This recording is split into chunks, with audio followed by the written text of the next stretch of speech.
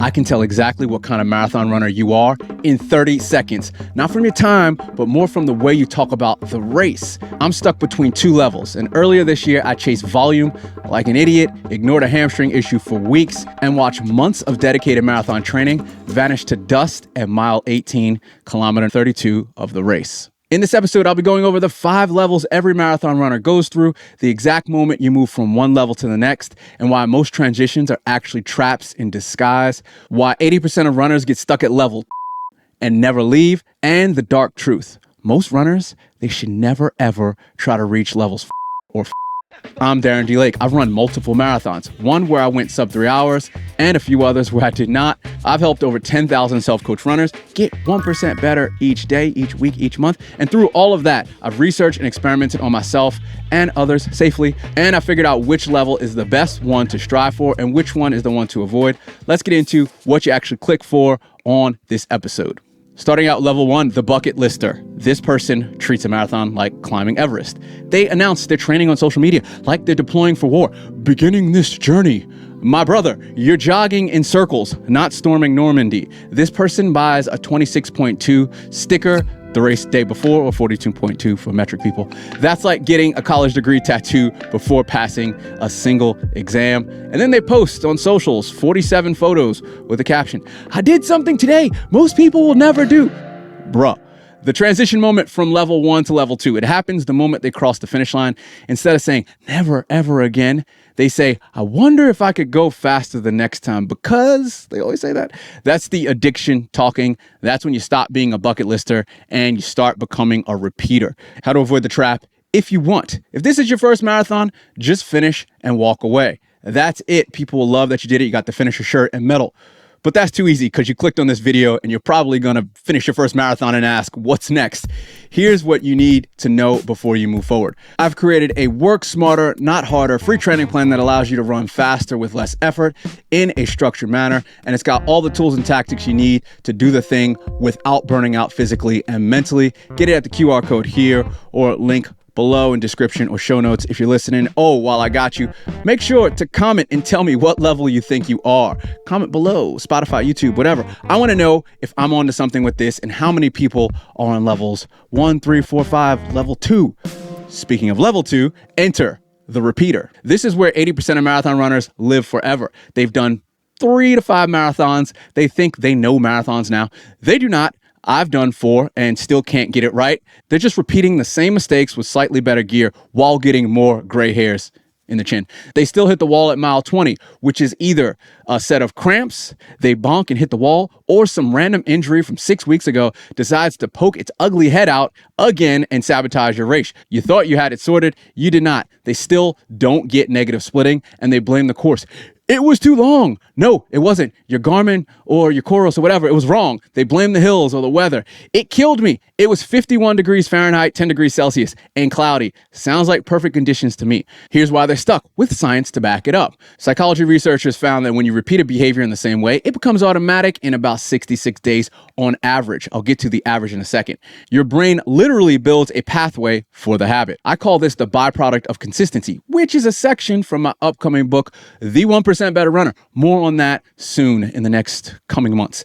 But here's the problem. That habit, it plateaus. It stops getting better. So you keep running the same way, hitting the same wall, and making the same excuses because your brain has learned this pattern and it's not changing.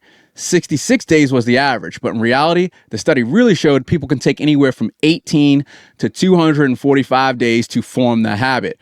But once it forms, it just stays there. Again, the pathway is built in your brain. It's a great thing because it's now part of your identity, but it's just there. It's flat. That's level 2. You built a habit of running marathons badly. Now you're stuck in it. So the transition moment from level 2 to level 3, it happens when they stop Googling how to run a marathon and start Googling lactate threshold and VO2 max training. The moment they buy an actual training plan, not just run more based on feel, they have crossed into level 3. This usually happens after a really bad race where they finally admit they don't know what they're doing. How to avoid the trap. If you're here, stay here. Don't let anyone tell you that you need to get serious, especially some guy named Darren D. Lake and the 1% Runner on YouTube. And since you're doing so great, you should help out another runner. To do that, watch or listen to this episode until the end. It tells the algorithm that this video should be seen. And toss a like, subscribe, or share this out to anyone you know that needs this.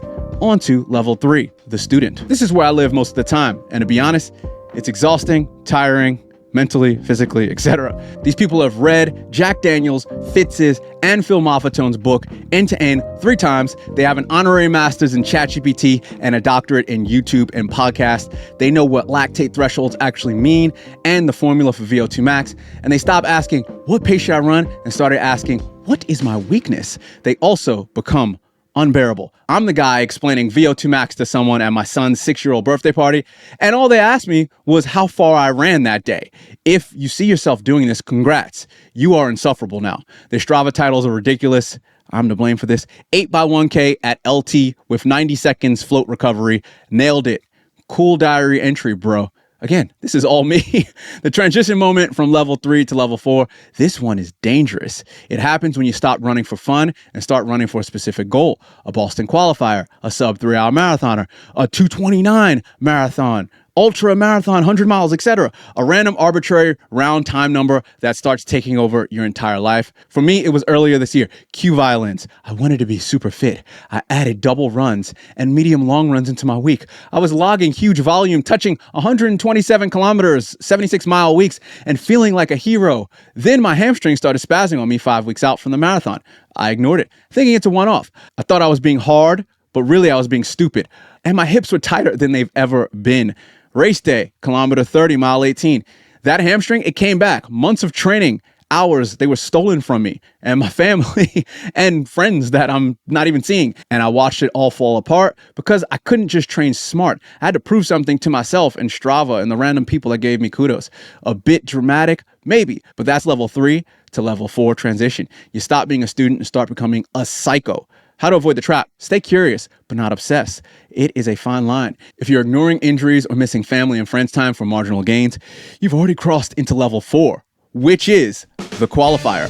This person has lost the damn mind, but we all know one runner that is like this. Their entire identity and ego is wrapped around that sub 3-hour barrier or Boston qualifier, or they got the funds because they aren't that fast. So they do Abbott's World 7-star major finisher medal. That's what they want. Every training run is backwards planned from race pace. They've done the quick maths. 6:52 pace for 26.2 miles, 42.2 kilometers. They know exactly how many seconds they can lose at each aid station and have watched or listened to my episode on the NASA-proven scientific hack of how to not pee during the race because you can't lose time going to the bathroom. Here's the crazy part. They'll DNF, did not finish, at mile 15 if they're off goal pace. Not injured, not sick, just off the pace to run their best time. Imagine traveling 6 hours, paying $150, $200 or more entry fee, training for 26 or more weeks, and quitting at mile 15, kilometer 25 because you were 90 seconds behind schedule. That's not dedication. That's a borderline mental breakdown. Sir or ma'am, this is a road race, not the Olympics. You have a mortgage and a job. I flirted with this level earlier this year, and it nearly broke me. The double runs at 5 a.m. and 5 p.m. shoved into an already busy schedule. The medium long runs that I swore was only 90 minutes long, but really 2.5 hours with the prep before, the shower after, the eating, the hydration, the supplements, the long run hangovers that would linger into 48 hours into the week after the run and leave me fried and unable to function normally for my day-to-day task. I thought I was being disciplined. Instead, I was being destructive. The transition moment from level 4 to level 5. I don't know. I refuse to actually go there. But I think it happens when you destroyed yourself chasing times so frequently that you just stop caring.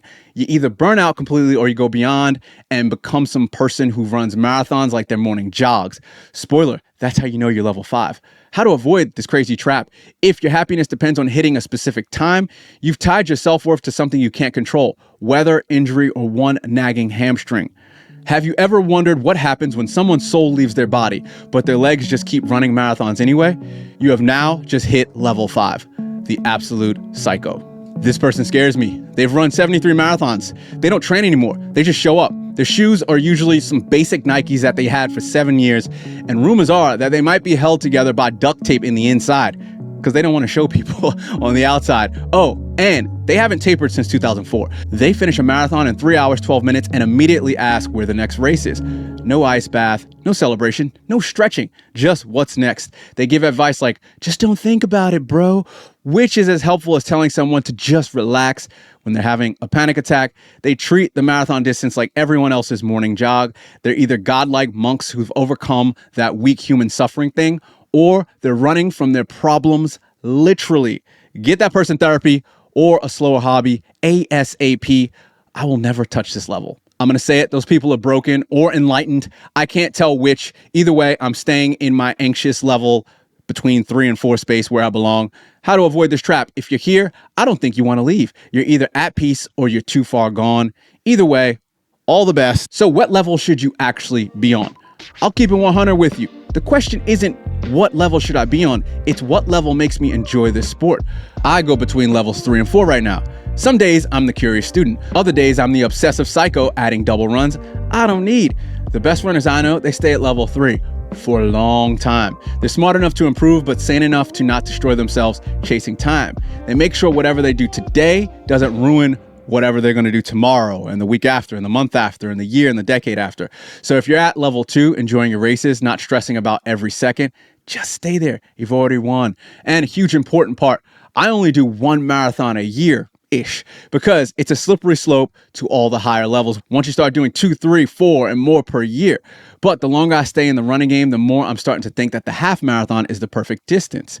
All the glory, half the psychosis, and again, it allows you to keep running, which is the goal. But that's an episode for another day. All right, so comment what level you are. If you haven't already, I really want to know. You know all the 5 levels, comment. I love to see how accurate I actually was. And again, if you want that work smarter, not harder free training plan, that will keep you at level 3 without spiraling into level 4 obsession. Get it at the QR code here or the link in the description below or show notes.